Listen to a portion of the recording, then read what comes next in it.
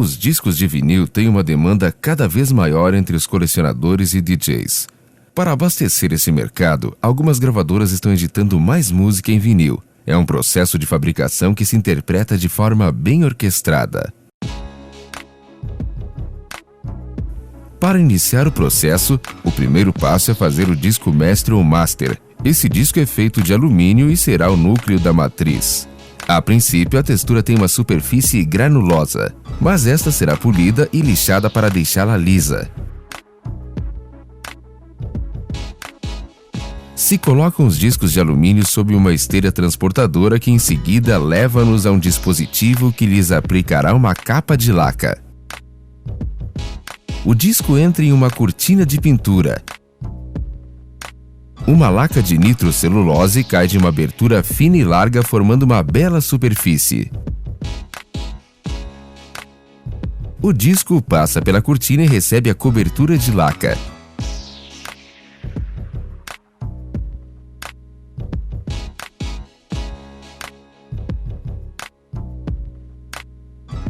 A laca inicia o processo de secagem imediatamente. Os solventes se evaporam e a capa se endurece, restando um acabamento similar ao do esmalte de unhas.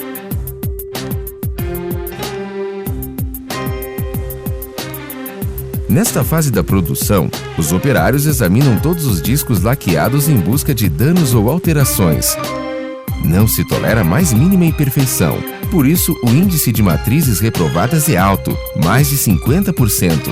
Os discos reprovados podem ser reciclados. As matrizes boas são protegidas por uma tarja plástica a fim de evitar que as mesmas rocem ao se empilhar e acabem se arranhando.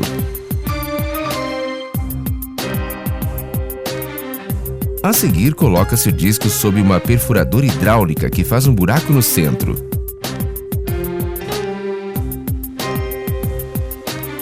Depois, a matriz é colocada sob um mandril. Um braço robótico desliza um pequeno anel de plástico sobre o mandril, depositando-o ao redor do eixo central do disco. Com uma tarja plástica, o anel também tem por função separar os discos. Os masters já estão preparados para viajarem ao estúdio.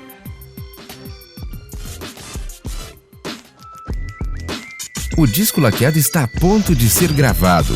O engenheiro coloca na máquina de gravação chamada torno. Retira a proteção da borda e coloca um tubo vazio no centro que succiona a parte inferior do disco, mantendo-o estável. O engenheiro move uma cortadora e um microscópio sobre o disco. Baixa a cortadora sobre a borda exterior do disco e faz um corte de prova. Coloca o microscópio exatamente sob a ranhura de prova e a observa. Realiza alguns ajustes no corte e já está pronto para gravar. O torno corta o sulco de entrada e começa a gravar. A cortadora com ponta de safira grava o som no disco. Do princípio ao fim, o registro sonoro será um sulco contínuo.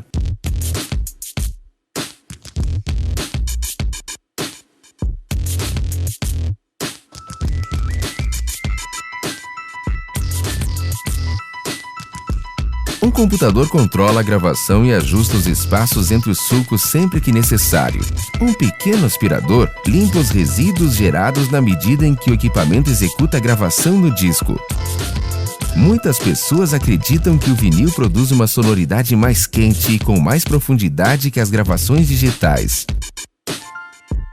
Para se chegar a um bom resultado, é necessário que a cortadora trace sulcos grandes e que ocupem bastante espaço. E ainda que os sulcos possam se encontrar, jamais poderão se cruzar. Ao final da gravação, a cortadora se levanta e o disco mestre já está pronto para a inspeção. Sem apertar, o engenheiro o coloca em uma plataforma estabilizadora e grava um número de série único sob a laca. Feito isso, a master estará preparada para o próximo passo.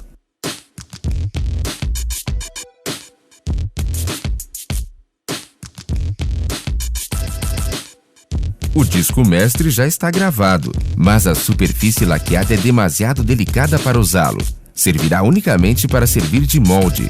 Literalmente terá que ser pressionada para obter-se versões mais duras dos sulcos gravados. Isso permitirá aos fabricantes obter muitas cópias a partir de uma única matriz. No passo seguinte, se lava o disco laqueado com água e sabão. Em seguida, borrifa-se uma mistura de cloreto de estanho e prata líquida. O cloreto é um sensibilizador que ajuda a prata a aderir-se à laca. Elimina-se com água as pequenas partículas de prata que não se fixam. Em segundos, um lado da laca estará convertido em um imponente disco de prata com os sulcos intactos. Se une a superfície de prata a um lado liso sólido para endurecer o disco. Fixa-se a matriz de prata rosqueando-a em um mandril. O disco gira na água uma vez mais. A água que está no tanque é verde, porque nela foram dissolvidas partículas de níquel. Baixa-se a tampa e submerge-se o disco que continua girando mergulhado na solução. Uma carga elétrica agrega o níquel à prata. E o níquel se deposita nos sulcos.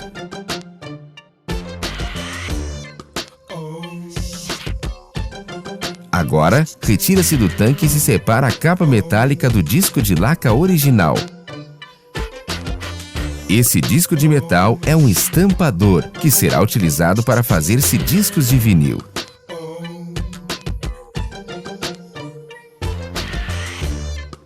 Se localiza o centro exato da matriz estampadora. Um operário dispõe sob o microscópio. Conforme o disco matriz gira, alinha-se os sulcos a uma guia no visor. Quando encontra o centro, faz um orifício.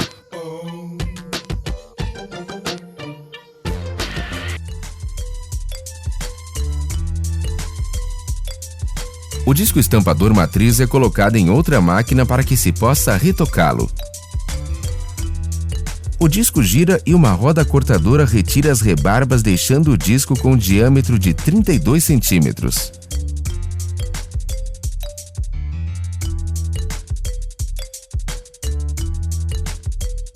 Depois são preparadas as etiquetas. Um perfurador seleciona o centro das etiquetas e nesse local faz um orifício. A seguir, colocam-se as etiquetas sob uma mini prensa que levanta as etiquetas contra uma cortadora que lhes confere a forma arredondada. Despija-se as bolitas negras de cloreto de polivinil negro sob um recipiente onde uma extrusora o converte em porções de goma de vinil quente, que chamaremos de biscoito. 2 elevadores de cima e de baixo pressionam cada biscoito a sua respectiva etiqueta. Esse biscoito fixa-se a um dispositivo de sucção que em seguida o movimenta até um carril que move o biscoito até adiante. Depois deixa cair o biscoito e as etiquetas na prensa. 2 estampadores montados na prensa aplicam 100 toneladas de pressão. Funde-se o biscoito e se converte em um disco. Um ciclo rápido de resfriamento endurece e une as etiquetas ao vinil. Um carril o leva até a mesa de retoque. A mesa gira o disco contra uma lâmina que elimina as bordas desiguais. Depois a mesa leva o disco retocado à pilha dos terminados. E o processo se inicia novamente.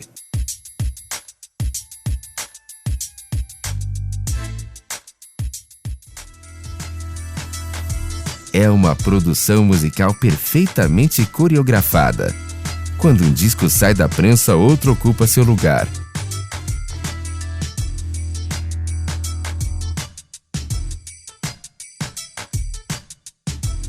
A prensagem e retoque de um disco de vinil se realiza em apenas 28 segundos. Mas proporcionará horas de música aos entusiastas que se negam a render-se à revolução digital. E que seguem acreditando que o vinil é o melhor.